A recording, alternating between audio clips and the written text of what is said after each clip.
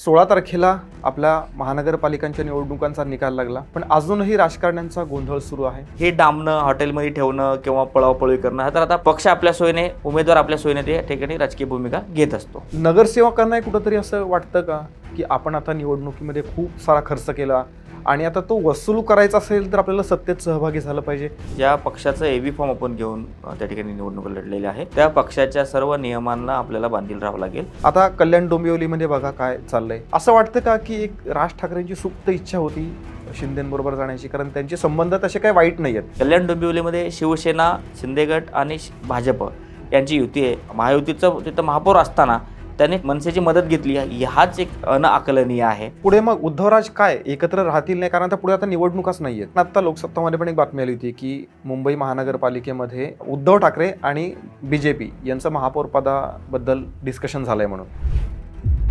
सहर शेख या नगरसेविका निवडून आलेल्या आहेत MIM तर्फे, आणि त्यांच्या क्लिप्स सध्या खूप व्हायरल होत आहेत. ज्यावेळेला आम्ही सगळं भगवामय करून टाकणार त्यावेळेला कोणाचाच आक्षेप नसतो, पण ज्यावेळेला एखादा नेता म्हणतो की हिरवा करणार तर मग आक्षेप का यायला पाहिजे. महापौर पदाची आरक्षण सोडत नुकतीच जाहीर झाली. उद्धव ठाकरेंच्या सेनेचा असा आक्षेप आहे की याच्यामध्ये घोळ झालेला आहे आणि ती भाजपने सेट केलेली सगळी सिस्टीम आहे.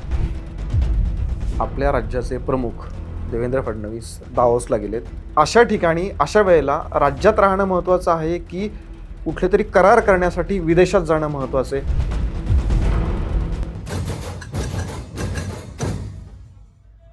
नमस्कार, पॉलिटिकल मूडमध्ये आपल्या सगळ्यांचं स्वागत. राजकारणामध्ये ज्या काही ट्रेंडिंग घडामोडी घडत असतात त्यावरती आपण आपल्या या विशेष कार्यक्रमामध्ये चर्चा करत असतो आणि सविस्तर विश्लेषण करत असतो. महानगरपालिकांच्या निवडणुका झाल्या, त्यानंतर निकाल लागला, पण राजकारण्यांचा गोंधळ हा अजून काही थांबलेला नाही आहे. आणि काय सुरू आहे त्या पार्श्वभूमीवरती हाच आपला आजच्या कार्यक्रमाचा विषय आहे. विश्लेषण करण्यासाठी आहेत ॲडव्होकेट आणि राजकीय विश्लेषक शिवाजी जाधव. सर, पुन्हा एकदा स्वागत आहे तुमचं आपल्या या विशेष कार्यक्रमामध्ये. सगळ्यात पहिला प्रश्न, कसा आहे तुमचा मूड? मूड एकदम बेस्ट आहे. पहिला प्रश्न माझा हा आहे की 16 तारखेला आपल्या महानगरपालिकांच्या निवडणुकांचा निकाल लागला. आता 4-5 दिवस झालेत ऑलरेडी, पण अजूनही राजकारण्यांचा गोंधळ सुरू आहे.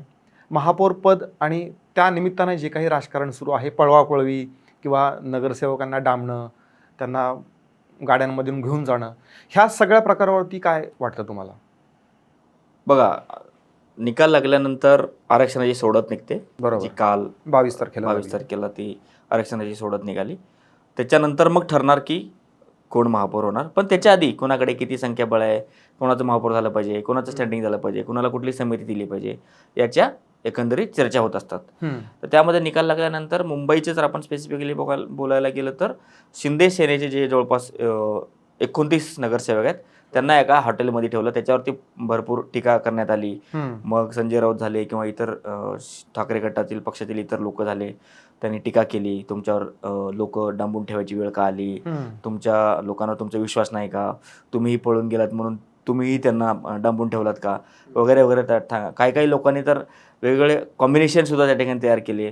सगळे एकत्र येऊन भाजपला वेगळे ठेवतील का, मग दोन्ही शिवसेना एकत्र येतील का, मग एकनाथ शिंदे अडून बसतील का मग महापौर पदासाठी, या सगळ्या गोष्टीचं त्या ठिकाणी चर्चा चालत असताना सोडत आली. सोडतेमध्ये आता सगळ्यांना समजलं की अरे ह्या कॅटेगरीचा, ह्या समाजाचे या ठिकाणी महिला पुरुष जे कोणी असेल ते महापौर होणार आहे.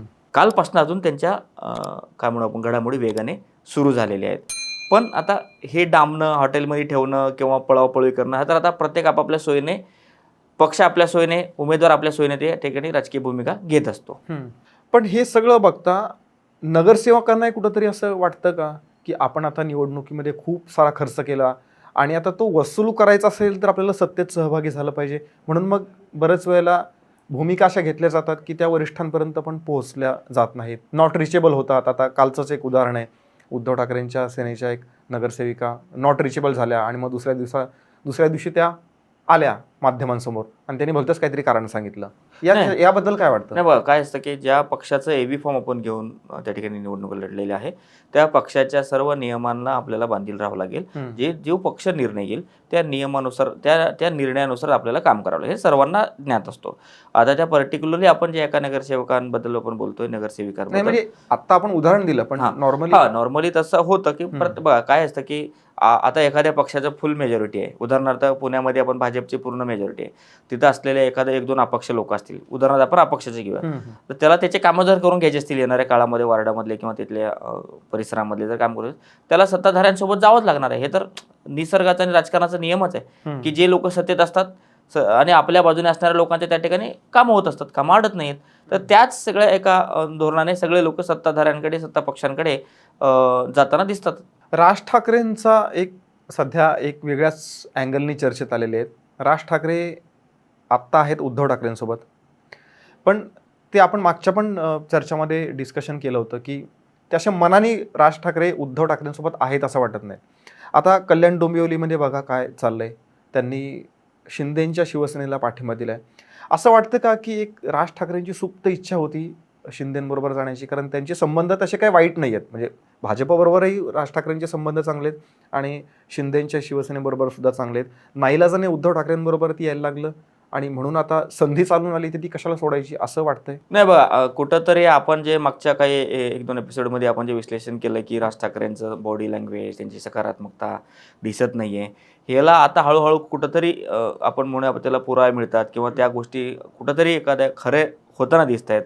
सर्वात आपण जर उदाहरण घ्यायला गेलं तर कल्याण डोंबिवलीमध्ये शिवसेना, शिंदे गट आणि भाजप यांची युती आहे.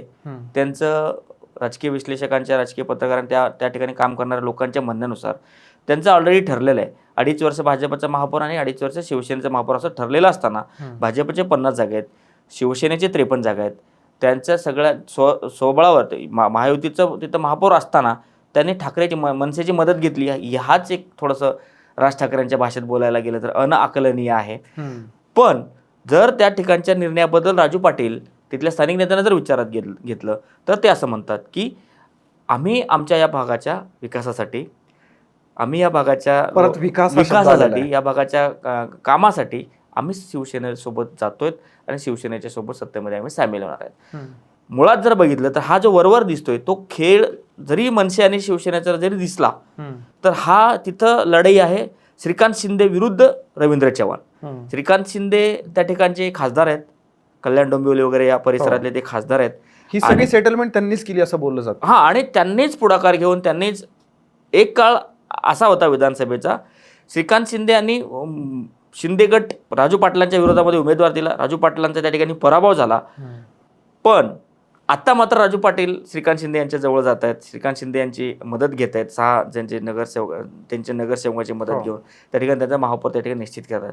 हे येणाऱ्या लोकसभा इलेक्शनची जुळवाजुळव आहे का असं बोललं जात आहे. कारण येणाऱ्या काळामध्ये जर भाजप आणि शिवसेनेचे समजा संबंध ताटातूट झाली किंवा आपण वेगळं लढायचं जर ठरलं तर मनसेची साथ घेऊन श्रीकांत शिंदे आपलं लोकसभा मतदारसंघ मजबूत करतायत का, हा याच्यातून एक राजकीय चित्र दिसत आहे. पण राजू पाटील यांनी असं वाटतं तुम्हाला की राज ठाकरेंशी चर्चा केली असेल किंवा समजा चर्चा केली नसेल तर मग राज ठाकरेंचा प्रभाव किंवा जो वचक आहे तो खालच्या स्तरापर्यंत म्हणजे कार्यकर्ता लेवलपर्यंत आता राहिलेला नाही असं आपण अर्थ काढू शकतो? बघा काय असतो की ज्यावेळेस हे दोन्ही ठाकरेंची युती झाली, निवडणुका समोर आलेली, त्यावेळेस एका चॅनलच्या पत्रकारांनी राज ठाकरेंना विचारलं की ही तुमची जी दोन्ही ठाकरे बंधूची जी युती आहे ती पुढे कुठेपर्यंत जाणार आहे.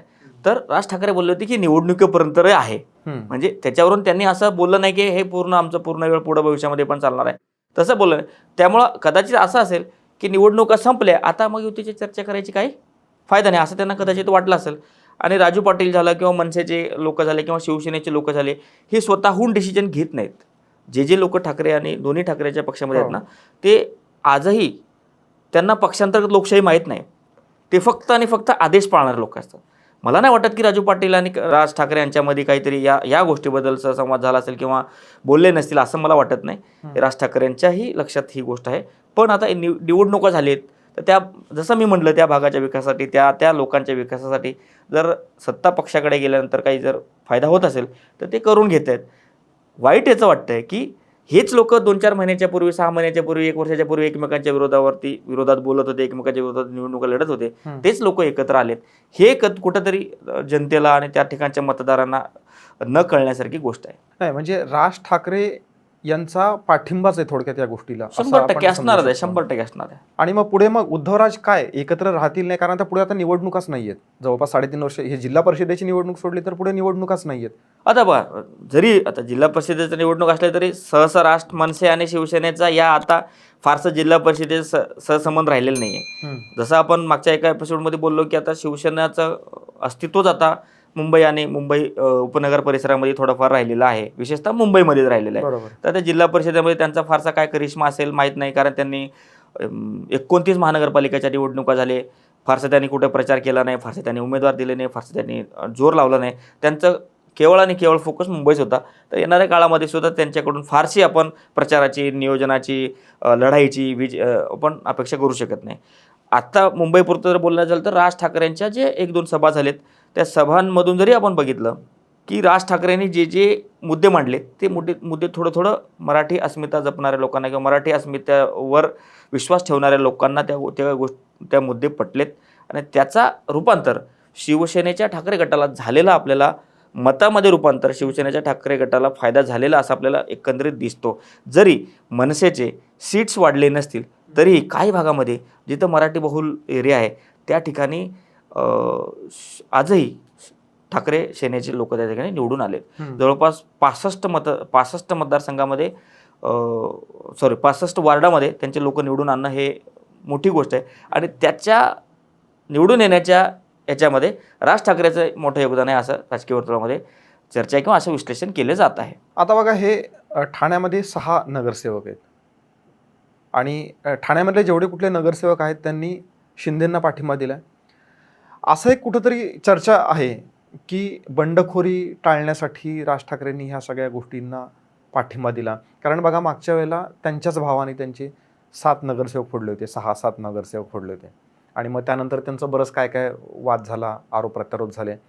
आता त्यांनी हा विचार केला आहे का की चला बा ठीक आहे, नगरसेवकांनी खर्च खूप केला आहे, तर आता विरोधात राहण्यापेक्षा आयती संधी आली आहे चालून, तर बंडखोरी पण टाळता येईल आणि नगरसेवकांना कमाई सुद्धा त्यांची करता येईल. बघा, 2019 पासून हे जे सगळं विचारधारा, पक्ष एकनिष्ठता, ह्या सगळ्या गोष्टी केराच्या टोपल्यात गेलेल्या आहेत.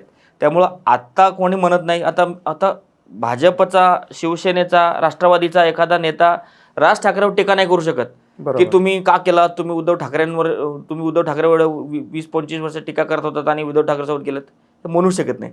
कारण त्याच्यापूर्वी काही दिवस आधी राष्ट्रवादीचे लोक भाजपवर टीका केली असतील आणि ते आता भाजपसोबत आहेत, भाजपचे लोक त्यांच्यावर टीका केली असतील. त्यामुळं हा जो मुद्दा आहे ना, तुम्ही आधी काय बोललात, आता काय करताय, हा मुद्दा आता फारसं गाऊन राहिलेला नाही. मला तर असं वाटतं की सगळ्या राजकीय पक्षाच्या नेत्यांनी एकत्र येऊन असं ठरवलंय की आता विचारधारा वगैरे काही आपण मानायचं नाही, ज्यांचा जिथं फायदा होतो ते तिकडे जायचं, ज्यांचं तिकडं नुकसान आहे तिकडे त्यांनी राहायचं नाही, असं त्या ठिकाणी सगळे लोक ठरवून मतदाराला, आता एकदम चुकीचं होईल मी म्हणणं, मतदारांना काय म्हणू आपण त्याला, ग्रहित धरतात असं एकंदरीत वाटायला लागलं. कारण विचारधारावर आता कोणी कोणाला काउंटर करू शकत नाही, कारण त्यांच्या प्रत्येकाचीच प्रकरणं एकमेकांना काढतात. पण याचा अर्थ असा नाही की तुम्ही जे करताय ते योग्य आहे, एखाद्या दुसऱ्याने केलं म्हणून मी करतोय असं म्हणणं पण चुकीचं आहे. पण आता ते रूढ झाली आहे 2019 पासून अशी झालेली आहे. याच स्पष्टीकरणावरती राज ठाकरेंनी त्यांना मोकळीक दिली असेल. बरं, राज ठाकरे समजा त्यांना दरडावलं असतं, मग त्यांनी पक्ष सोडून गेले असते. हेच नुकसान पक्षाचंच आहे ना. अरे तुम्ही पक्ष सोडून जाण्यापेक्षा, माझे नंबर्स कमी होण्यापेक्षा, बाबा तुम्हाला जिथं वाटतं, तुमच्या गटनेत्याला, तुमच्या तिकडच्या स्थानिक नेत्याला जे वाटतं ते तुम्ही करा, असं कदाचित त्यांनी म्हणलं असेल. विचारधारेवर काउंटर होण्याचा प्रश्नच राहिला नाही आता, कारण सगळेच पक्ष, सगळेच नेते एकमेकावर टीका करून आता सोबत राहतात, आता ज्यांच्या सोबत आहे त्यांच्यावर टीका करतात. तर ह्या गोष्टी होतच असतात. म्हणजे उद्धव आणि राज हे आत्ता जरी एकत्र आले असले तरी त्यांचा काहीही भरोसा नाही ते एकत्र राहतील असं तुमच्या बोलण्याचा अर्थ आहे. केवळ त्यांचाच नाही, मी सगळ्यांचाच म्हणतोय. भाजप शिवसेना असली जरी ते प्रॅक्टिकली युती म्हणत असतील, जरी त्यांचं आमची इमोशनल, जरी आमची विचारधाराची युती म्हणली, कारण आता लोकसत्तामध्ये पण एक बातमी आली होती की मुंबई महानगरपालिकेमध्ये उद्धव ठाकरे आणि बीजेपी यांचं महापौर पदाबद्दल डिस्कशन झालंय म्हणून. मी म्हणतो ना, निवडणुकीनंतर ज्या लोकांना जे परम्युटेशन, कॉम्बिनेशन लावायचे ते सगळं लावून झालेत. उदाहरणार्थ चंद्रपूरमध्ये जर बघितलं, चंद्रपूरमध्ये असे चर्चा आहे की ठाकरे गट आणि भाजप एकत्र येणार आणि काँग्रेसला बाजूला ठेवणार. जसं कल्याण डोंबिवलीमध्ये भाजपला बाजूला ठेवण्यासाठी मनसे आणि शिवसेना एकत्र आली, तसं प्रत्येक ठिकाणचे चित्र बदलत चाललेत. प्रत्येक ठिकाणचे स्थानिक नेते जे जे डिसिजन घेतात त्या गोष्टी पक्षश्रेष्ठींना कधी कधी मान्य करावं लागत आहे, कारण त्यांचा पक्षाचा नंबर कमी झाला की मग बरोबर. त्यांना एवढं फारसं काही महत्त्व अधिकचं राहणार नाही. उद्धव आणि राज हे दोघेही एकत्र लढले, खूप अपेक्षा होत्या त्यांना, पण ते हरले, पराभूत झाले. सेम ॲज पवार काका पुतणे, म्हणजे दोघंही एकत्र आले. ठीक आहे, पुण्यापुरतं ते एकत्र आले, पण आले. आता झेडपीच्या निवडणुका आहेत, तिथंही ते एकत्र येण्याची शक्यता आहे, पण ते पराभूत होतील का, किंवा त्यांचं पुढचं एकूण काय भविष्य? बघा, आता काका पुतणे ह्याला मी थोडंसं करेक्ट करतो. काका ह्या चित्रामध्ये कुठंच नव्हते, तो सुप्रिया सुळे होत्या. आपण ताई आणि दादा म्हणूया. बरोबर. ताई स्वतः म्हणतात की सुप्रिया सुळे लीड करतील हे कॅम्पेन, सुप्रिया सुळे हे सगळं पण त्या दिसल्या नाही कुठे. तर त्या बोलल्या होत्या. त्यामुळं आणि शरद पवार आधीपासूनच सांगत आलेत की स्थानिक स्वराज्य संस्थांच्या ह्याच्यामध्ये मी फार लक्ष घालत नाही, आणि ते म्हटल्याप्रमाणे ह्या सगळ्या निवडणूक प्रक्रियेमध्ये, ह्या सगळ्या निवडणुकींमध्ये त्यांची एकही प्रतिक्रिया पण आली नाही, त्यांचं काही आलेलं सुद्धा नाहीये बाहेर. त्यामुळे आपण पकडूया रोहित पवार, सुप्रियाताई सुळे, शशिकांत शिंदे आणि अजित पवार ह्या सगळ्या लोकांनी एकत्र येऊन जे काही भाजपला टक्कर देण्याचा त्या ठिकाणी प्रयत्न केला, भाजपसोबत लढायचा तो प्रयत्न केला, त्यांचा प्रयत्न सपेशल अपयशी ठरलेला आहे. आणि भाजपला त्या ठिकाणी अतिशय मोठ्या प्रमाणामध्ये त्या ठिकाणी विजय मिळालेला आहे. आता महानगरांनी त्यांना नाकारलंय आपण असं म्हणूया, पण आता येणाऱ्या काळामध्ये जसं मी शिवसेनेचं बोललो मुंबईपुरतं, त्यांचं तसं नाही आहे. राष्ट्रवादी काँग्रेस हे ग्रामीण भागामध्ये टच असलेला त्यांचा पक्ष आहे. ग्रामीण भागामध्ये दूध संघ असतील, सहकारी साखर कारखाने असतील, सहकारी संस्था असतील, शिक्षण संस्था असतील, याच्यावरती पकड निर्माण करून तिथले त्या भागातले स्थानिक नेते त्या ठिकाणी मोठे झालेले आहेत. आता त्या ठिकाणी त्यांचा परफॉर्मन्स कसा असेल हे येणाऱ्या काळ आपल्याला सांगेल. जरी महानगरानं त्याला नाकारलं असेल तरी ग्रामीण भाग त्याला नाकारेल असं आपण सांगणं थोडंसं धारिष्ट्याचं होईल, कारण त्याचे पॉकेट्सच तिथे आहेत. तरी भाजपसुद्धा आता ठिकठिकाणी त्यांचे पॉकेट्स ग्रामीण भागामध्ये सुद्धा त्या ठिकाणी भाजपनं मजबूत करण्याचा प्रयत्न केलेला आहे. पुण्याचं जर आपण बघायला गेलं, पुण्यामध्ये भाजप आणि दादा ग्रामीण भागामध्ये पण तुल्यबळ आहेत, आणि महानगरामध्ये तर भाजपने सिद्धच करून दाखवलं की भाजप महानगरामध्ये राष्ट्रवादीच्या खूप पुढे.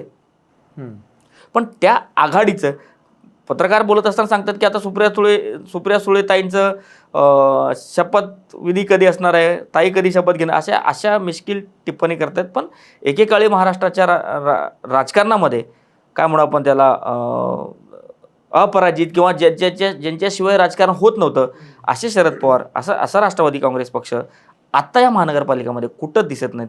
ह्याच्यावरून कळतं की लोकांनी जर ठरवलं, लोकांना जर कोणाच्या भूमिका नाही आवडल्या, लोकांना जर, कारण शक्यतो असं असतं की एखादा नेता असेल त्याचा क्रम हा चढता असतो. शरद पवारांच्या बाबतीत दुर्दैवाने तो उतरता होत चाललाय का? नाही बघ, प्रत्येक नेत्यांचं, प्रत्येक पक्षाचा एक काळ असतो, त्या काळामध्ये ते केलेलं असतात. पण इतक्या मोठ्या प्रमाणामध्ये जो ड्रॉप डाऊन आला, इतक्या मोठ्या प्रमाणामध्ये जो त्यांना खाली यावं लागलं, हे थोडं आश्चर्याची गोष्ट आहे. महानगरपालिकांमध्ये कुठंच त्यांचं नव्हतंच नाहीये, अजून कुठं नाहीये सुद्धा. एखाद दोन नगरसेवक आलेत. हे त्यांच्यासाठी खूप चिंतेची बाब आहे. त्यांना परत एकदा बसावं लागेल, चर्चा करावं लागेल. आता ते जिल्हा परिषदेसाठी एकत्र येत आहेत, रोहित पवार, अजित पवार एकत्र बसतात, चर्चा करताना ते दिसत आहेत. बघूया येणाऱ्या काळामध्ये ते कसं नियोजन करतात आणि काय करतात ते येणारा काळ आपल्याला सांगेल. पण ठाकरेची युती ही थोडीशी इमोशनल होती, मराठी अस्मितेला पकडून होती. त्या पद्धतीने त्यांनी अपील पण केलं, त्या पद्धतीने प्रचार पण केलं. पण पवारांची युती मात्र थोडं गोंधळलेली होती. किती जागा देणार, कुठं बसणार, कोणासोबत बसणार, हे काय व्यवस्थित झालेलं नव्हतं. पक्ष ऍक्टिव्ह वाटतच नव्हता महानगरपालिकांच्या निवडणुकांमध्ये. खरंय, हे आपल्याला उघडपणे दिसत होतं. शरद पवारांच्या पक्षाचा विषय निघालाच आहे, तर एक त्यांच्या पक्षाचे नेते आहेत जितेंद्र आव्हाड, आणि त्यांच्याच मतदारसंघामध्ये किंवा आपण प्रभागांमध्ये म्हणूया आता महानगरपालिकांच्या भाषेमध्ये, सहर शेख या नगरसेविका निवडून आलेल्या आहेत MIM तर्फे, आणि त्यांच्या क्लिप्स सध्या खूप व्हायरल होत आहेत. त्याच्याबद्दल तुम्ही काय सांगाल? नाही खरंच त्या मुलीचे रील्स, व्हिडिओज जवळपास 2-3 दिवसापासून इंटरनेटवर धमाकूळ घालत आहेत. जर आपण त्याच्या बॅकग्राऊंड जर आपण बघितलं तर असं वाटतं की ती मुलगी जितेंद्र आव्हाड, ज्या कळवा मुंब्रा विधानसभा मतदारसंघाचे प्रतिनिधित्व करतात मागच्या 15-20 वर्षांपासून, त्यांचे तिथे एक खास मित्र आहेत, युनुस शेख म्हणून. युनुस शेख त्यांची ती मुलगी आहे. उमेदवारी महानगरपालिकेच्या निवडणुकीमध्ये उमेदवारी मिळेपर्यंत ते राष्ट्रवादी काँग्रेस शरद पवार गटासोबत होते. ॲज अ त्यांचे पण काही क्लिप्स आलेत युनुस शेखच्या, की मी तुमचा मित्र आहे, 23 वर्षापासून सोबत आहे, तुम्ही मला तिकीट का नाही दिली वगैरे वगैरे.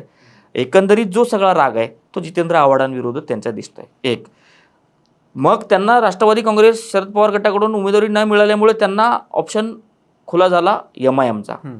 MIMकडून त्यांनी उमेदवारी लढवली आणि त्यांचा जो प्रभाग होता तिथले 4 पैकी 4 लोक MIMचे निवडून आले. मग निवडून आल्यानंतर जे विजयी रॅली होती त्या विजयी रॅलीमध्ये ती बोलताना, कमी वयाची मुलगी आहे, एकदम तरुण मुलगी आहे, आणि ती बोलताना सांगितलं की कैसा हाराया असं म्हटली. त्याच्यानंतर मग चिथावणीच दिली एक थोडक्यात. चिथावणी दिली आणि म्हणते की येणाऱ्या काळामध्ये हा पूर्ण भाग पूर्ण हिरवा करेन वगैरे वगैरे. या गोष्टीवरती इतकं त्यांच्यावरती क्रिटिसिझम आलं, एवढं लोकांनी त्याच्यावर टीका केली की तुम्ही या ठिकाणी कसं काय हिरवं म्हणता. मग किरीट सोमय्याजींचा त्याच्यामध्ये या सगळ्या कॉन्ट्रोवर्सीमध्ये प्रवेश झाला. मग किरीट सोमय्याजी बोलले की नाही तुम्ही असं कसं बोलू. म्हणजे माझा एक हाच प्रश्न आहे की ज्यावेळेला आम्ही सगळं भगवामय करून टाकणार त्यावेळेला कोणाचाच आक्षेप नसतो, पण ज्यावेळेला एखादा नेता म्हणतो की हिरवा करणार तर मग आक्षेप काय यायला पाहिजे. नाही, बरोबर आहे बघा, मी पण याच मताशी थोडंसं सहमत आहे. पण काय असतं की तिथं त्यांचा जो पक्ष होता तो MIM होता. MIMच्या पक्षाचे चिन्ह पतंग आहे, हिरव्या कलरचा आहे. त्यामुळं तिनं जर त्या सहर शेखनी जर बोलली असेल की त्या विजयाच्या रॅलीमध्ये किंवा थोडंसं जोशमध्ये जर बोलली असेल की आम्ही हिरवं करू, हे ओके. पण त्यांनी जर त्याच्या डोक्यामध्ये मनामध्ये जर जातीय द्वेष, धर्मीय द्वेष जर त्यांनी जर निर्माण करून जर म्हणलं असेल की आम्ही सगळं हिरवं करून टाकू, ह्याचं समर्थन कोणी करू शकत नाही. त्याचं स्पष्टीकरण त्यांनी असं दिलं की मी ज्या रॅलीमध्ये बोलत होते तिथे आमचा आधीचा जो काही संदर्भ होता तो तुतारी होता. म्हणजे आधी तुम्ही जसं आता सांगितलं की तुतारीकडनं त्यांना निवडणूक लढवण्याची प्रचार सुद्धा केला, प्रचारही केला होता. ऐन टाइमला उमेदवारी मिळाली नाही. वेळेला त्यांना जितेंद्र आव्हाडांनी उमेदवारी दिली नाही, म्हणून मग त्यांना MIMची साथ घ्यायला लागली. तर त्यांचं म्हणणं असं होतं की MIMचा झेंडा हिरव्या रंगाचा आहे, तर आता तुतारीचं नामोनिशान मिटवून इथे सगळं हिरवं करून टाकायचं आहे असा त्यांचा अर्थ होता, असं त्यांनी स्पष्टीकरण दिलं. नाही बघा, स्पष्टीकरण काय दिलं हे ओके ना, पण समजा आता काय सगळं एकदम एक्स्ट्रीम लेवलची जर ती जर विचार असेल तर कुठल्याही पक्षाचे कुठल्याही विचाराचे एक्स्ट्रीमिस्ट लोक असू नये, त्यांनी जर त्या पद्धतीने जर विचार केला नसेल तर चांगला आहे. पण त्यांनी जर त्या विजयाच्या रॅलीमध्ये माणूस जोशमध्ये बोलून जातो, इट इज ओके, काय अडचण आहे. हे लोक पण म्हणतात भगवा फडकवू तर त्याच्यात, आणि त्यांनी म्हणलं हिरवा करू तर काय अडचण नाही. काही लोक विनोदाने पण म्हणतात हिरवळ करा ना. मुंबईमध्ये जे सगळे कचरा साठलाय, जे नाल्या तुंबलेत, तिथं तुम्ही ग्रीनरी करा, तिथं तुम्ही झाडं लावा, तिथं हिरवळ करा असं पण म्हणतात. तर त्याला आपण कसं घ्यायचं, ट्रिकी वे असं म्हणून. हा मला म्हणतं की हा द्वेषपूर्ण नसलं पाहिजे. एकच आहे, विशिष्ट समुदायाबद्दल एका विशिष्ट धर्माबद्दल जर मनामध्ये द्वेष असला, जर द्वेष ठेवून जर हा नाही कारण आहे ना स्टेटमेंट केला असेल तर हा चुकीचं आहे. फक्त विजयाचं साजरा करण्यासाठी म्हणलं असेल तर इट इज ओके. काय जेव्हा नंतर त्यांनी दाखवलं ना माझ्या हातामध्ये भगवा कलावा पण आहे, त्यांनी स्पष्टीकरण देण्याचा त्या ठिकाणी प्रयत्न. ज्यावेळेला त्यांनी हे स्पष्टीकरण दिलं की हिरवा झेंडा म्हणजे आमचा हिरवा झेंडा होता म्हणून आम्ही हिरवं करण्याचं हे केलं, तर मग मी काय केलं की परत त्यांचं ते भाषण ऐकलं जे कैसे हराया आणि मग ते हिरवं करून टाकू. तर त्यांचा उद्देश तोच असावा असं वाटतंय. आपण तरी तो पॉझिटिव्ह वेने घेऊया की नाही त्यांचा हिरवा रंग होता झेंड्याचा म्हणून ते हिरव्या बोलल्या असं आपण गृहीत धरूया. नाही, काय असतं बघा, आपल्या पुढे बसलेले प्रेक्षक कोण आहेत, आपण कोणाला ॲड्रेस करतो, त्यांना काय आवडेल हे का एकदा वक्त्याला कळालं की मग ते त्यानुसार करत असतात. जोशपूर्ण त्यांच्यामध्ये थोडंसं जोश निर्माण करण्यासाठी. याचं मी उत्तम उदाहरण देतो. मागच्या काही वर्षांच्या पूर्वी कॉन्ट्रोवर्सी झालेली. असदुद्दीन ओवैसीचे भाऊ अकबरुद्दीन ओवैसी यांनी भाषणामध्ये बोलताना सांगितले 15 मिनिट केले पोलीस हटाव, असं त्यांनी सांगितलं. त्याच्यावर कारवाई झाली, ते जेलमध्ये गेले. पण तो जो मुद्दा आहे ना, तो मुद्दा अजून त्या पद्धतीने बोलत नाहीत.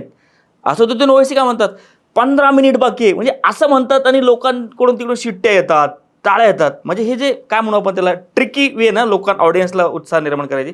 तर त्या पद्धतीने जर यांनी जर बोललं असेल हिरवा आपण करूया, तर ते त्यांच्या मनाला माहीत, त्यांनी जे स्पष्टीकरण दिलं ते खरं आहे का काय ते. पण ऑडियन्सला एंगेज करण्यासाठी वक्ता अशा गोष्टी फेकत असतो आणि ऑडियन्सला आपल्या भाषणाकडे अट्रॅक्ट करायचा प्रयत्न करत असतो. पण त्यांनी जर एक्स्ट्रीम लेवलने जर हा विचार करून जर म्हणलं असेल तर हे समाजासाठी, देशासाठी आणि महाराष्ट्रासाठी घातक आहे. आणि याच अनुषंगाने एक प्रश्न आहे की MIMला आत्ता या निवडणुकीमध्ये 100च्या वर त्यांचे नगरसेवक निवडून आलेले आहेत. म्हणजे हा आकडा तसा बऱ्यापैकी आहे, जास्त आहे, म्हणजे ही प्रगती झाली आहे. आता याच्यावरती काँग्रेसने एक ट्विट केलंय की दोनो भाई दोनो तबाही. अरे त्यांनी ट्विट केलंय खरं, त्यांचा उद्देश काय आहे, त्यांनी दोनो भाई म्हणजे त्यांनी एका याच्यामध्ये दाखवले नरेंद्र मोदी दाखवलेत आणि एका याच्यामध्ये असदुद्दीन ओवैसी दाखवलेत, पण खरं तबाही त्यांचीच नाही होती बघा, काय असतं की ऍक्च्युली त्याचं बघितलं आपण तर. काय असतं की काँग्रेस हा पक्ष हा देशभरावर जवळपास 50-60 वर्ष राज्य केलेला पक्ष आहे. महाराष्ट्रामध्ये जरी बघितले तर जास्तीत जास्त काळ महाराष्ट्रामध्ये काँग्रेसची सत्ता होती. आता त्यांचं 2-3 तासाच्या पूर्वीचं मी जर बघितलं त्यांचं पोस्टर, त्याच्यामध्ये त्यांनी सांगितलं की दोनो भाई दोनो तबाई, एका फोटोमध्ये मोदीजी आहेत आणि असदुद्दीन ओवैसी आहे, बरोबर. आणि खाली जे त्यांनी फोटो लावले ते मुख्यमंत्री देवेंद्र फडणवीस आणि तिकडचे संभाजीनगरचे माजी खासदार इम्तियाज जलील आहे, ते महाराष्ट्राचे प्रदेश MIMचे अध्यक्ष आहेत. म्हणून त्यांचं असं म्हणणं आहे की हे दोघं एकत्रच आहेत, MIM ही भाजपचीच बी टीम आहे, असं ते आरोप करत असतात आणि त्याच उद्देशाने त्यांनी पोस्ट केलेलं. आणि खरं जर बघायला गेलं तर MIM हे या महानगरपालिकेच्या निवडणुकीमध्ये महाराष्ट्राच्या प्रवेश केलेला आहे. त्यांनी जवळपास 100पेक्षा जास्त ठिकाणी त्यांचे उमेदवार निवडून आणले. नांदेडमध्ये 2 नंबरला आहेत, छत्रपती संभाजीनगरमध्ये 2 नंबरला आहेत, धुळ्यामध्ये त्यांना चांगली जागा मिळेल. इव्हन मुंबईमध्ये सुद्धा त्यांना मनसेपेक्षा मनसे राज ठाकरे एवढं म्हणतात मराठी अस्मिता, मराठी हे आम्ही महाराष्ट्रासाठी हे करू, महाराष्ट्रासाठी आम्ही हे केलं, मुंबई आमची, मराठी माणसाची वगैरे वगैरे म्हणतात. त्या ठिकाणी जर MIMला 8 ठिकाणी जर त्यांना विजय मिळवता आला असेल तर काँग्रेससाठी खरंच ही धोक्याची घंटा आहे. म्हणूनच त्यांनी त्यांच्या पोटामध्ये जे काही भीतीचं वातावरण झालं ना, तो त्यांनी व्यक्त केलेलं आहे. त्यांचं असं म्हणणं आहे की ज्या ठिकाणी आम्ही निवडून येण्याची शक्यता आहे त्या ठिकाणी MIM येते. आमचे पारंपरिक ठरलेले जे वोट आहे मुस्लिम मतदार, ते मुस्लिम मतदारांना आकर्षित करतात. नाही, मग तुम्हाला एवढं सगळं वाटत होतं तर मग तुम्ही निवडणुकीच्या आधी MIMशी जुळून घ्यायला पाहिजे होतं ना. तबाही म्हणजे तुम्ही त्यांची बी टीम म्हणता तर तुमची बी टीम करून घ्या ना मग तुम्ही. याला उत्तर देताना असदुद्दीन ओवैसी काय म्हणतात, मी राजकीय पक्ष आहे, आम्हाला पण अधिकार आहे निवडणूक लढायचा, आणि ज्या ठिकाणी आमचे लोक हारलेत त्या ठिकाणी तुमच्या लोकांना पण मतं पडलेत ना, तुमच्या लोकांना पडलेल्या मतामुळे माझे लोक हारलेत, तर मी तुम्हाला म्हणू का बी टीम. लोकशाही आहे, बरोबर आहे. राजकारण ह्या लोकशाहीमध्ये प्रत्येकाला निवडणूक लढण्याचं, प्रत्येकाला पक्ष काढण्याचा अधिकार आहे. आता तुम्ही जर लढत असतील तर त्यांना बी टीम कसं म्हणू शकतात. काँग्रेसनी या गोष्टीचं आत्मचिंतन केलं पाहिजे. आपला जो पारंपरिक मतदार आहे, आपला पारंपरिक मतदार आपल्यापासून दूर नाही गेलं पाहिजे, यासाठी त्यांनी प्रयत्न केले पाहिजे. ते प्रयत्न करताना दिसत नाहीत. म्हणून तर MIM सारख्या पक्षावरती लोकांचा विश्वास दिसतोय. नांदेडचं जिवंत उदाहरण घ्या, नांदेड 2 नंबरला MIM आहे, संभाजीनगरला घ्या 2 नंबरला MIM आहे. त्या ठिकाणी काँग्रेस कुठंच नाही आहे. मुंबईमध्ये सुद्धा मुंबईमध्ये MIM हे काँग्रेसच्या बरोबरीने घे. स्ट्राईक रेट जर बघितलं तर MIMच्या त्यांच्यापेक्षा जास्त आहे. किती जागा लढवले, किती जागा जिंकले, ह्याचं जर तुम्ही स्ट्राईक रेट बघितलं तर MIMचे परफॉर्मन्स काँग्रेसपेक्षा जास्त आहे. मुस्लिम समुदायामध्ये आता सगळं एकदम मुस्लिम म्हणणं पण चुकीचं आहे. मानखुर्द शिवाजीनगरमध्ये त्यांनी एक हिंदू उमेदवार दिलाय. तो त्या ठिकाणी उबाळे म्हणून उमेदवार तो निवडून आला. तर त्यांच्याकडे पण सांगायला उदाहरण झाले ना की आम्ही फक्त मुस्लिम नाही, आम्ही पण प्रातिनिधिक स्वरूपावर आम्ही पण गैरमुस्लिमांना उमेदवार देतो आणि ते निवडून येतात. वंचित सोबत जेव्हा त्यांची मागच्या निवडणुकीला ज्यावेळेला त्यांनी आघाडी केली होती त्यावेळेला सुद्धा त्यांनी बऱ्यापैकी त्यांचे सगळेच उमेदवार काही मुस्लिम नव्हते. पण काँग्रेसने या गोष्टीचा विचार केला पाहिजे ना की तुम्ही इतरांवरती आरोप करून इतरांना बी टीम म्हणून म्हणण्यापेक्षा तुम्ही आत्मचिंतन करा ना. तुम्ही लातूरचं उदाहरण घ्या ना. लातूरमध्ये अमित देशमुखांनी वंचित बहुजन आघाडीसोबत चांगलं जलप करून, चांगलं नियोजन करून, चांगलं निवडणूक लढवून, प्रचार करून, विचार मांडून, मुद्दे मांडून त्यांनी निवडून आणले तिथं. मग तुम्हाला असं म्हणायचं आहे का की जर निवडणुकीच्या आधी जर काँग्रेस, MIM आणि वंचित सारखे जे काही पक्ष आहेत त्या सगळ्यांनी एकत्र येऊन जर निवडणूक लढवली असती तर कदाचित त्यांना अधिक चांगलं यश मिळालं असतं ना. हे तर असं जर आपण बघितलं की वरून जर बघितलं तर ते शक्य आहे. आणि ते चांगलं पण वाटतं की त्या तिन्ही पक्षाच्यामध्ये हेतू येईल. पण युत्या आघाड्या करताना स्थानिक लेवलच्या नेत्यांचा त्या ठिकाणी खूप महत्त्वाचा कॉल असतो किंवा निर्णय असतो. कुणाला घेतलं तर काय होईल, त्यांना घेतलं तर किती जागा द्यायचं, आमच्या लोकांना किती जागा मिळतील, ते लोक किती निवडून येतील, हा माणूस निवडून येईल का, तो निवडून येण्याची पॉसिबिलिटी सर्वात जास्त कोणाची आहे, ह्या सगळ्या गोष्टीचा विचार करून त्या ठिकाणी युती आघाडी होतात. तर एक पाऊल युती आघाडीसाठी मागे सरकलं पाहिजे. बरोबर. जसं लातूरमध्ये झालं तसं तुम्ही भारतभर करा, देशभर करा ना. तुमचं मतदाराचा टक्के वाढवा. तसंही तुम्ही म्हणता ना सेक्युलर आहे आम्ही.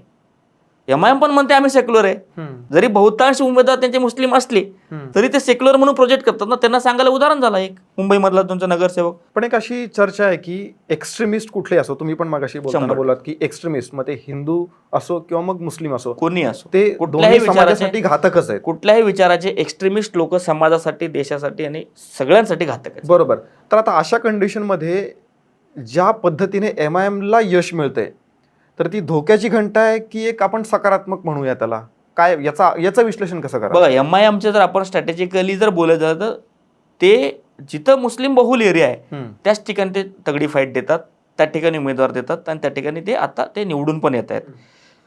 जर त्या ठिकाणी इतर धर्माचे इतर पक्षाच्या लोकांनी जाऊन तर त्या लोकांना जर विश्वास दाखवला की बाबा MIM आजपासून आहे ना, MIM अनेक वर्षांपासून काम करते, पण मागच्या काही वर्षांपासून MIMला लोक का स्वीकारतात? कारण त्यांना MIM हे इतर ऑप्शन्सपेक्षा तो चांगला ऑप्शन वाटतोय. त्या ठिकाणी जर इतर ऑप्शन असला तर लोक MIMला निवडणार नाहीत ना. लोक काय म्हणतात, दगडापेक्षा विटमो म्हणतात. तर तिथं त्यांना नाहीच ऑप्शन काहीच नाही, मग ते MIM निवडतात. मग ते MIM निवडू द्या, काँग्रेस निवडू द्या, राष्ट्रवादी काँग्रेस निवडू द्या, समाजवादी पक्ष निवडू द्या, हे सगळे स्वतःला म्हणत असतात की आम्ही सेक्युलर विचाराचे समाजवादी विचाराचे लोक आहेत. पण ह्या लोकांनी जर काम केलं, काँग्रेस बगैर MIMच्या लोकांच्या तिथं काम केलं तर MIMला त्या ठिकाणी शिरकाव येण्याचं, MIMला त्या ठिकाणी एंट्री मिळण्याचं कारणच नाही आहे. हे लोक काम करत नाहीत म्हणून त्या बरं, हे काय मी आता अतिशय सिक्रेट गोष्ट सांगत नाही, ओपन गोष्ट सांगतोय. मुस्लिम मतदार हा भाजप आणि हिंदुत्ववादी विचारांच्या पक्षाला मतदान करू शकत नाही. मग ते कोणाला करणार? काँग्रेसमध्ये ताकद नाही आहे भाजप आणि विचाराला हरवायची. समाजवादी पार्टी महाराष्ट्रामध्ये कुठंच नाही आहे. काँग्रेसचं नियोजन नाही आहे. त्यांच्या युती आघाड्या चुकत असतात. मग आता तिथल्या मतदारांनी, जो भाजपच्या विरोधातलं मतदार आहे, त्यांनी कोणाला मतदार करायचं? म्हणून त्यांनी MIMला स्वीकारलेत. मुंबईचं उदाहरण घ्या. मुंबईमध्ये जे काय आता आज 65 नगरसेवक दिसत आहेत ठाकरेचे, त्याच्यामध्ये सर्वात मोठा वाटा हा मुस्लिम मतदारांचा आहे. उद्धव ठाकरे हे जरी आधीच्या काळामध्ये हिंदुत्ववादी असलेले पक्षाचे जरी नेते असले, त्यांची विचारधारा जरी असली, तरी भाजपला टक्कर देणारा म्हणून ते लोक त्या ठिकाणी उद्धव ठाकरेंच्या लोकांना मतदान केलं. राज ठाकरेची थोडंसं एंट्री आल्यामुळे थोडंसं कमी जरी टक्का झाला असला तरी मुस्लिम मतदारांनी ठाकरेंच्या उमेदवारांना भरभरून मतदान केले आणि ठाकरेंचे नगरसेवक जवळपास मुस्लिमसुद्धा नगरसेवक आहेत. हारून खान यांची मुलगी, असे अनेक उदाहरण आपल्याला देतात की मुस्लिम नगरसेवकसुद्धा ठाकरेंच्या मशालकडून निवडून आलेले आहेत. जर तुम्ही त्यांचा विश्वास जिंकला तर ते तुम्हाला मतदान करतील, तर ते नाहीतर पर्याय शोधतील. मग पर्याय त्यांच्याकडे आता जवळचा MIM आहे, म्हणून ते MIMला चूज करतायत. महापौर पदाची आरक्षण सोडत नुकतीच जाहीर झाली आणि त्यानंतर परत एक वेगळा वाद सुरू झाला. हा नेमका वाद काय आहे, तो का झाला आणि त्या वादाला खरंच काही पार्श्वभूमी आहे का? कारण उद्धव ठाकरेंच्या सेनेचा असा आक्षेप आहे की याच्यामध्ये घोळ झालेला आहे आणि ती भाजपने सेट केलेली सगळी सिस्टीम आहे. बघा, उद्धव ठाकरे आणि यांच्या पक्षाने कुठल्या गोष्टीवर आक्षेप घेतला नाही हा तर मला काही मागच्या काही काळापासून रडीचा डाव म्हणूया. रडीचा डाव नाही, ते प्रत्येक वेळेस त्यांचं काही आक्षेपाचा पॉईंट असतोच आहे. आरक्षण सोडत हे काय म्हणू आपण त्याला, नगरविकास खात्याकडे असते. नगरविकास खात्याच्या सगळ्या अधिकाऱ्याकडे, मंत्र्यांच्या तो काय म्हणू आपण त्याला पॉवर असतो. आणि मागचा महापौर कोण होता, इथे लोकसंख्या किती आहे, कुठल्या समाजाचे किती नगरसेवक आहेत, कुठल्या समाजाला प्रतिनिधित्व किती वर्षापासून मिळालं नाही, ह्या सगळ्या गोष्टी विचारात घेऊन त्या ठिकाणी ते आरक्षण सोडत काढत असते.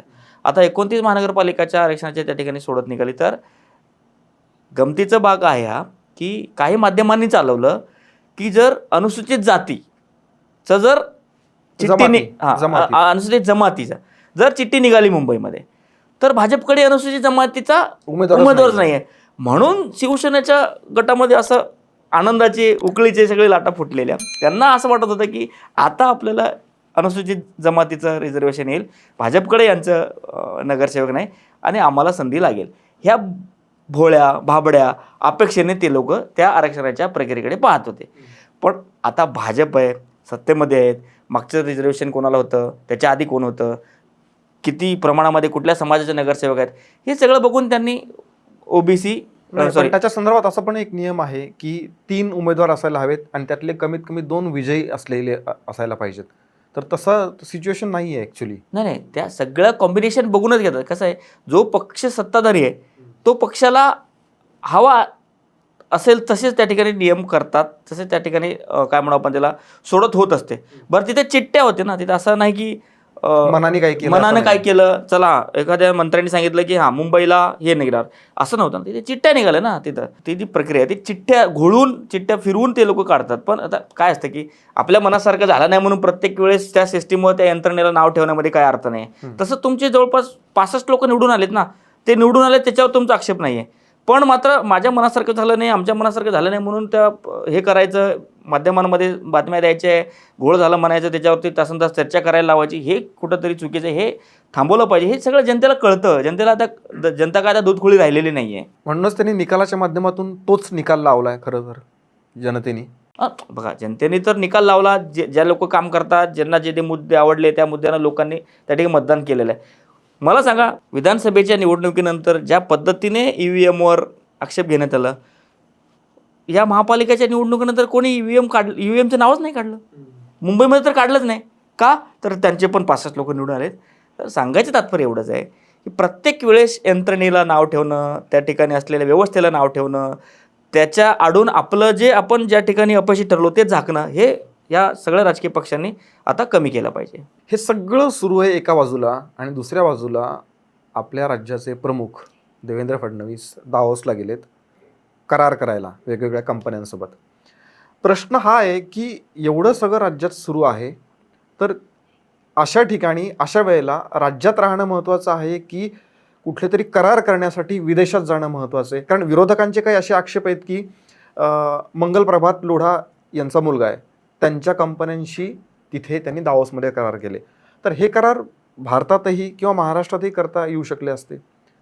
बघा, हा प्रश्न मुख्यमंत्री देवेंद्र फडणवीस यांना विचारण्यात आलेला आहे. सर्वप्रथम तर या प्रश्नाचं उत्तर देण्याच्या आधी मी दावोसमध्ये काय झालं हे तुम्हाला सांगेल. मुख्यमंत्री देवेंद्र फडणवीस हे महापालिकेचा निकाल लागल्यानंतर दुसऱ्या दिवशी दावोसला गेले. त्यांचा 3-4 दिवसाचा दौरा होता. त्यांनी तिथून काल त्यांनी पत्रकार परिषद घेऊन सांगितलं की जवळपास 30 लाख करोड रुपयाचे महाराष्ट्रामध्ये इन्व्हेस्टमेंट येणार आहे.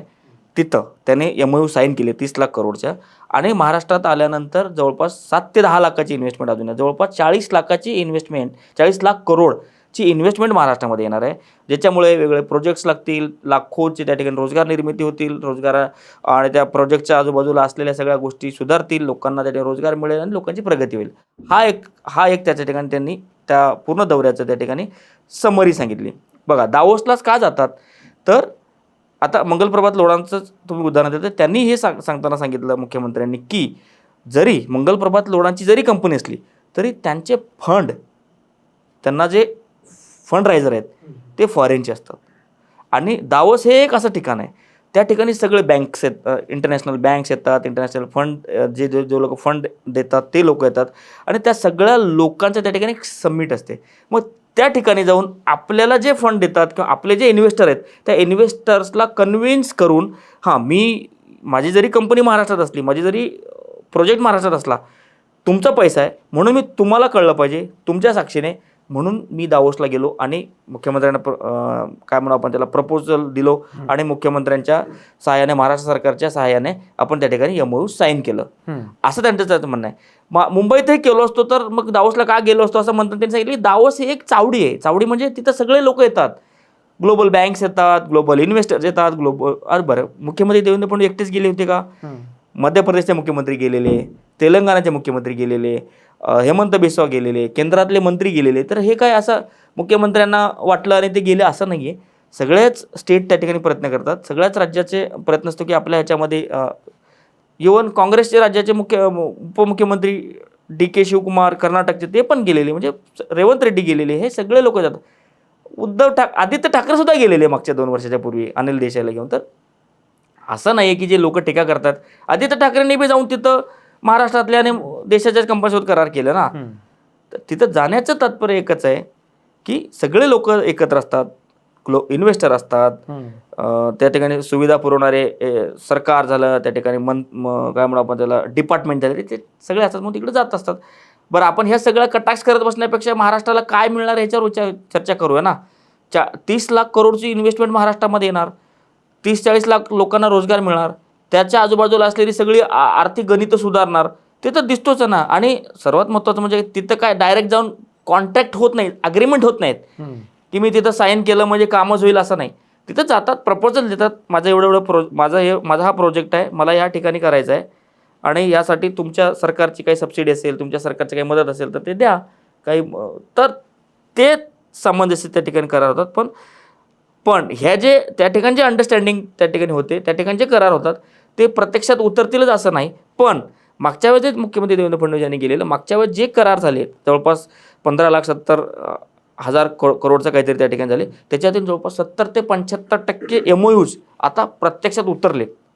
तर आपण अजूनही आशा करू की हे जे जवळपास 30 लाख करोडची जे इन्व्हेस्टमेंट त्याच्यामधून पण 70 ते 75% गोष्टी प्रत्यक्षात प्रोजेक्टमध्ये उतरतील आणि महाराष्ट्रामध्ये असणाऱ्या सगळ्या लोकांची प्रगती, जसंही आपण महाराष्ट्र देशाच्या प्रगतीमध्ये महाराष्ट्राचं मोठं योगदान आहे, FDI महाराष्ट्र 1 नंबर आहे. आता या निमित्ताने सुद्धा आता महाराष्ट्राला अजून 1 नंबर जाण्याची संधी आहे. तर आपण पॉझिटिव्ह गोष्टीवर चर्चा केली पाहिजे आणि मुख्यमंत्र्यांच्या ठिकाणी कौतुक करायला काही हरकत नाही. नाही, ज्या चांगल्या गोष्टी आहेत त्याचं आपण कौतुक सदैव करत असतोच आणि आपण करूया, त्यात काही असा वादाचा विषय नाही आहे. पण या निमित्ताने तुम्ही जे म्हणताय तसंच अधिकाधिक गुंतवणूक यावी आणि महाराष्ट्र देशातलं एक पुढारलेलं राज्य म्हणून उदयाला यावं, अशीच आपण या निमित्ताने अपेक्षा करूयात. आज तुम्ही इथं आलात आणि सविस्तर विश्लेषण केलं त्याबद्दल धन्यवाद. धन्यवाद. प्रेक्षकांनो, आजच्या आपल्या एपिसोडमध्ये आपण इथंच थांबणार आहोत. पण नेहमीची आठवण, तुम्हाला आमचे व्हिडिओ आवडत असतील तर लाईक करा, शेअर करा, चॅनलला सबस्क्राईब करा आणि हे जे काही राजकारणामध्ये निगेटिव्हिटी जी पसरलेली आहे त्यातून कुठेतरी पॉझिटिव्ह गोष्टी घडाव्यात अशी आपली अपेक्षा असते आणि घडतात सुद्धा. आणि त्याचंच तुम्हाला प्रतिबिंब पाहायला मिळेल आमच्या 7च्या बातम्यांमध्ये. त्या तुम्ही दररोज संध्याकाळी 7 वाजता नक्की बघा. याशिवाय आम्ही संवादच्या माध्यमातून विविध पॉडकास्टसुद्धा घेत असतो. पहिल्यांदा पॉडकास्ट असे जे तुम्ही इतर ठिकाणी कुठे पाहिलेलं नाहीत ते तुम्ही आपल्या मराठी मूडवरती बघू शकता. याशिवाय तुमचे सजेशन्स जे असतील ते तुम्ही आम्हाला नक्की द्या. आणि आजच्या आपल्या या व्हिडिओमध्ये आपण इथंच थांबूयात. जय हिंद, जय महाराष्ट्र.